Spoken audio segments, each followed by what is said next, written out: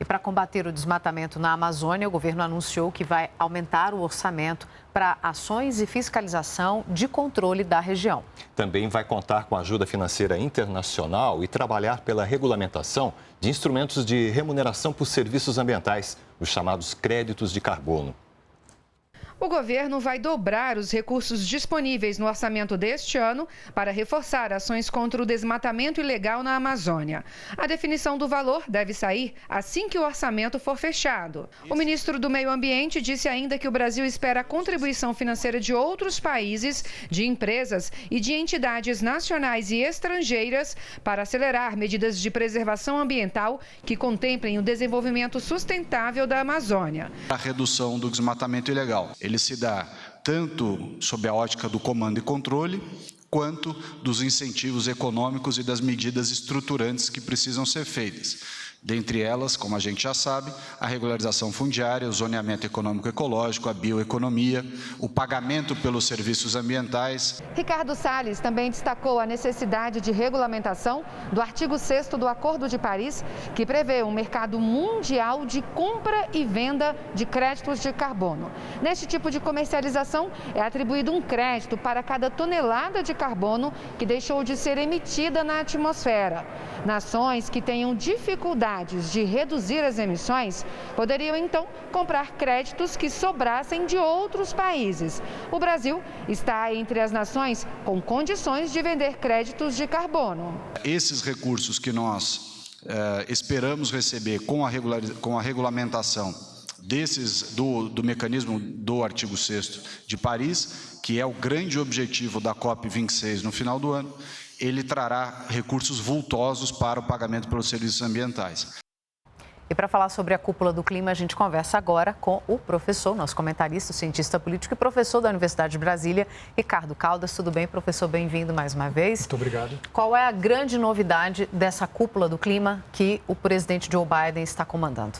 Então, a grande novidade dessa vez, justamente, primeira e grande, é a mudança de posição dos Estados Unidos.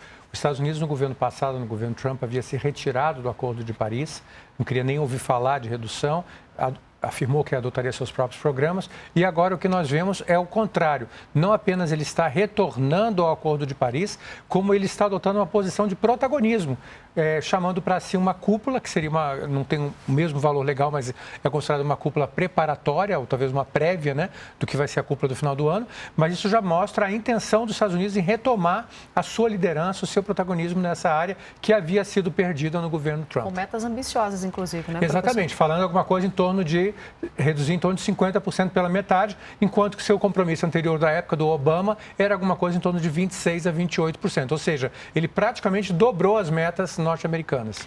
E essa postura nova dos Estados Unidos de querer ser um protagonista nessa discussão do clima influencia, então, os outros países, né?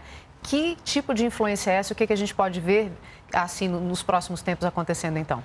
O que é interessante, a meu ver, é que o fato dos Estados Unidos ter tido uma posição muito reativa, né, no governo passado e agora ter adotado uma posição bem, vamos dizer assim, até agressiva no bom sentido, né, de querer resolver, acabou estimulando outros governos também a adotarem posições bem, vamos dizer assim, bem arrojadas, né? E o Brasil, nesse contexto, o Brasil retoma os seus compromissos, né, de redução de 37% até 2025, de 43% até 2030, e com isso o Brasil passa a ser, mais uma vez, um grande protagonista nessa área ambiental, até porque o Brasil tem a maior biodiversidade do planeta, não tem como não ser chamado, não ser levado em consideração, sem falar em todas as outras questões ambientais relacionadas ao Brasil. E a gente vê na Europa países com posições distintas em relação ao clima, mas eles conseguiram, né, a União Europeia conseguiu apresentar uma proposta conjunta. Exatamente. Não foi fácil, teve muita briga interna. Os países escandinavos, né, e também os Países Baixos liderando, né, pedindo, né, mais reduções.